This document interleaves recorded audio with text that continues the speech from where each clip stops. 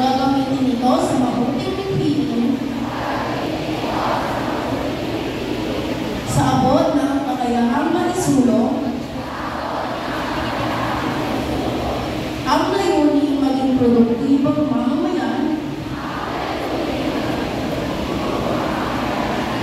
sa isang matuwid na landas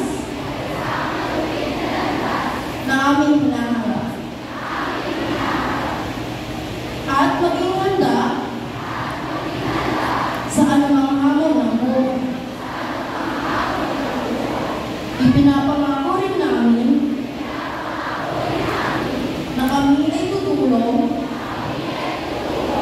upang ang demokrasya sa ilalim ng bagong republika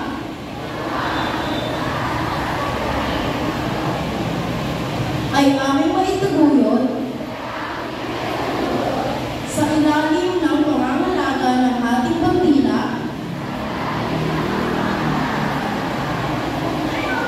at sa pagsubaybay ng ating poong may kapal. Kasihan nawa